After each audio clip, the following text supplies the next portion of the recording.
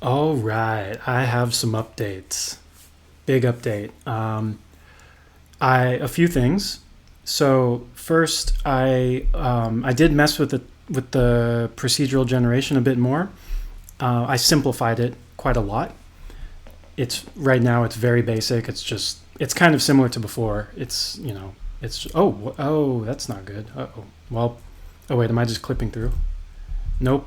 Well, anyways, we'll get to this. We'll get to this. I already think I know what happened here, and this is very fixable, very easy. So all right. First things first. Basically, I wanted to. I know before I wanted to start getting into some different stuff, but I couldn't stop thinking about the terrain generation.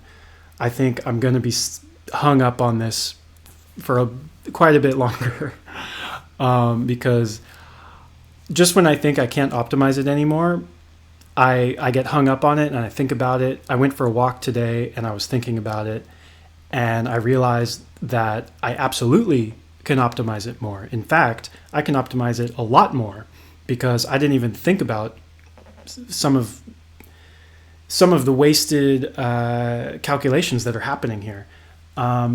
So there were two things. One of them I already had thought about and I wanted to give a try. It was basically the noise generation algorithm is kind of split into two parts, right? First, you set it up with the parameters and everything, and you create a sort of noise generator object. And that, I actually don't know exactly how resource intensive it is to set that up, but you only need to do that once. Once that's set up, then you shouldn't have to ever do that again during runtime. So that was something that I was wasting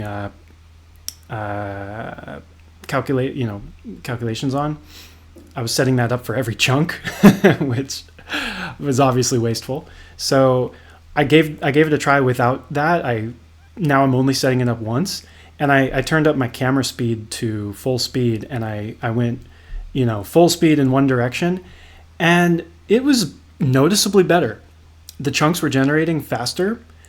I remember before they couldn't keep up if I moved in one direction and then continuously, sped in that direction at full speed.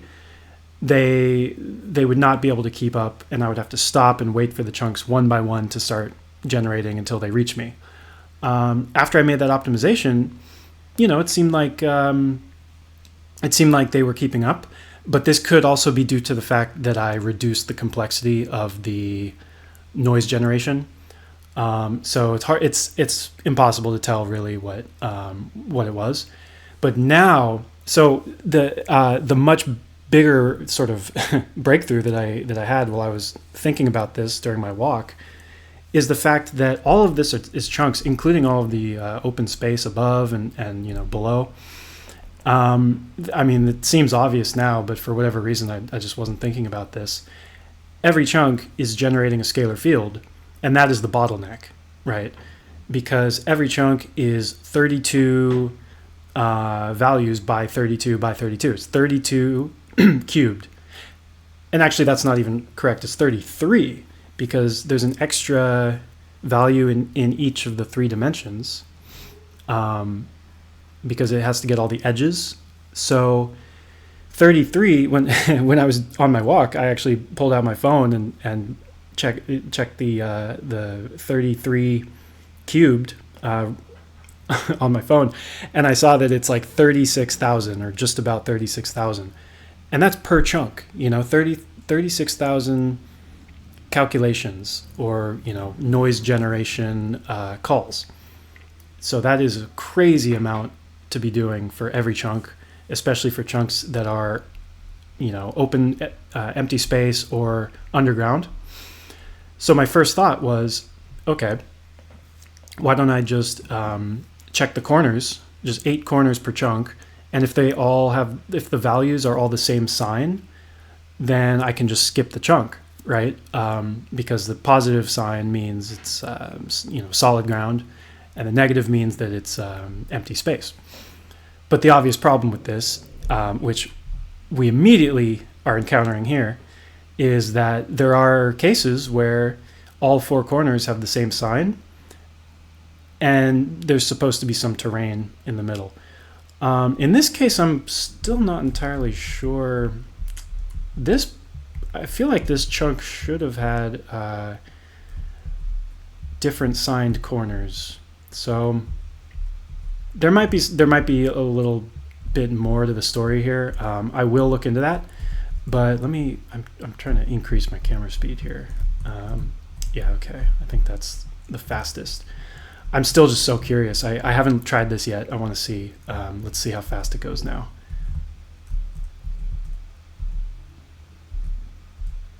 Okay, that's pretty good, but that's definitely better. Yeah. That's quite a lot better, actually. It's not mind-blowingly fast, but it's pretty good. Yeah. Yeah, that's quite good. I'm pretty happy with this. Of course, it would always be better if I could make it faster, but I think I know I keep saying this, but I think this is probably the limit that the reasonable limit that I'm gonna that it makes sense to where it makes sense to stop optimizing. And this is, really, this is fast. Like, I'm just thinking, I guess when I was on my walk, I was thinking, like, if I were, for example, if I were making a game literally where it looked like this, where you're like flying an airplane, like a flight simulator, but you wanted to have procedurally generated terrain, it would need to be really fast, So I think for a flight simulator, this just might not be fast enough. But for pretty much any other kind of game, including games that have vehicles, I think this would be fast enough. Now, obviously, if I reduce the level of detail of each chunk, then I think at that point it's going to be very fast. And of course, for a flight simulator or something like that, it would make complete and total sense to do that. In fact, I would probably reduce the level of detail by a significant amount. And then, at that point, you could fly a jet plane, and the terrain would probably keep up pretty well. But yeah, I don't know. It would be nice to kind of make this very versatile. So different types of games, you could adjust all of these settings. Oh yeah. So let's talk a bit more about this. I'm thinking about this now. Like, this is clearly,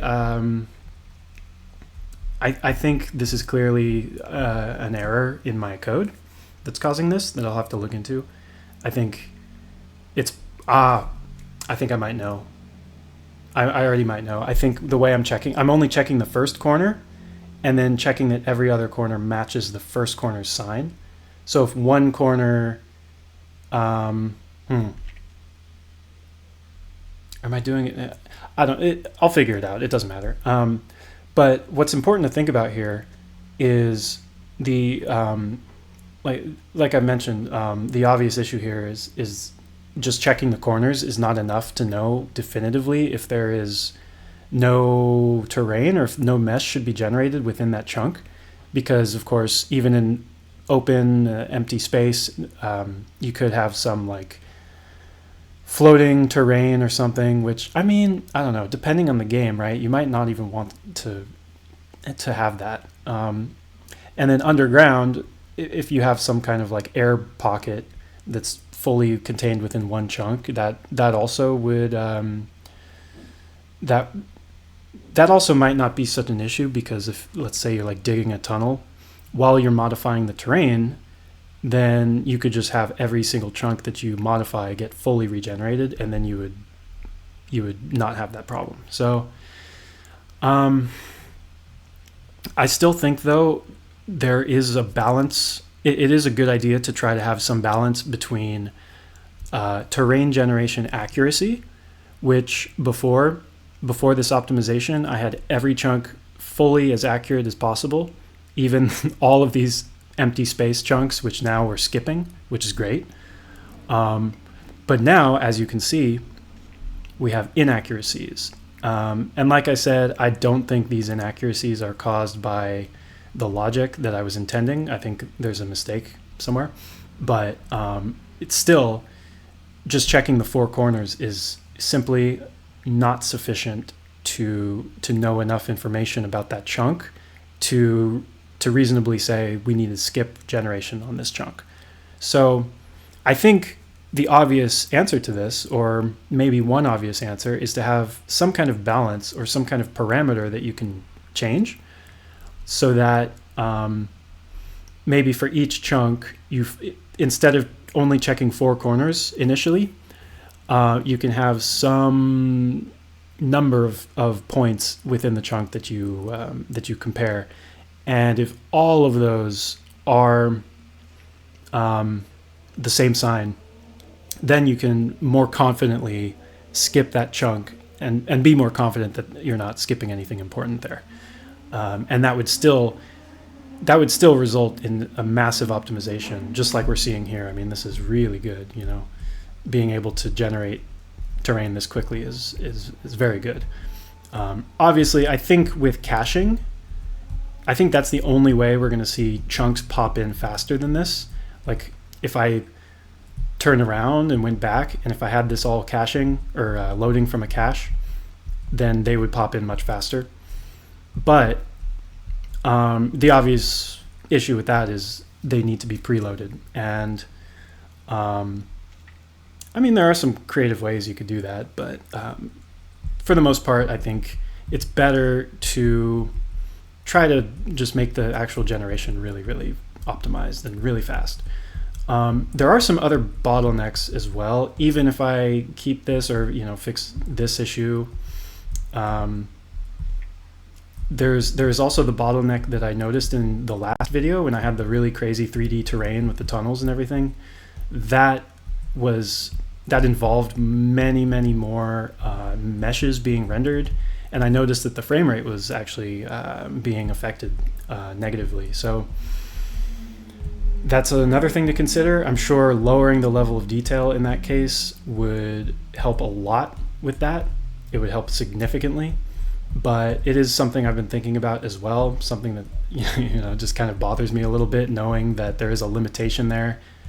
That if, let's say, because I do like, I want to increase the render distance significantly as well, and this is just really low render distance that I'm testing out with. Even if you go kind of lower like this and you fly low, it's still just such low render distance that I think it wouldn't be viable for a game. I think so. I might start testing with higher render distance and see when the frame rate starts to get affected, because I am a bit concerned that once I do start spending more time tweaking the terrain generation algorithm, trying to get some, more interesting terrain, more mountains, more ravines, things like that, craters would be cool.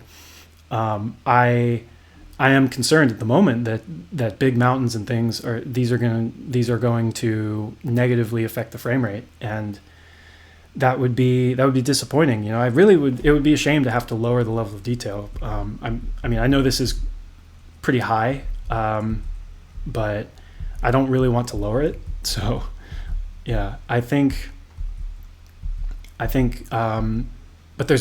I just don't know what else could be done about that. I mean, yeah, well, we'll see. I have to do more testing on that. But either way, I think once I do start spending more time on tweaking the terrain generation parameters, I think it's going to be necessary for me to test with a much higher render distance or draw distance for the chunks. So in that case, once I start doing that, then I'll have a much better idea of kind of where the limitations of the when it starts to affect the frame rate. how many meshes, how many chunks have an impact there. I'm testing this on my laptop, which is quad core, and that's important because having multiple cores makes a big difference here since I'm rendering these chunks in parallel. Well, it makes a difference for the chunk generation, of course. It's not going to matter as much for the frame rate once there's lots of meshes on screen. But I have an integrated GPU. It's what is it? It's AMD Radeon. What's this say? Vega. I don't know what else it is beyond that. It's integrated Radeon Vega graphics, which I think is good because this is not top of the line. This is not cutting edge. This is my laptop. It's something that could be reasonably expected. Somebody would have, it's a good target for system requirements, I think. So that is the way I'm thinking about this now. I'm really, really hoping I can make things work on this laptop well, like target the specs of this laptop and still have some good results here.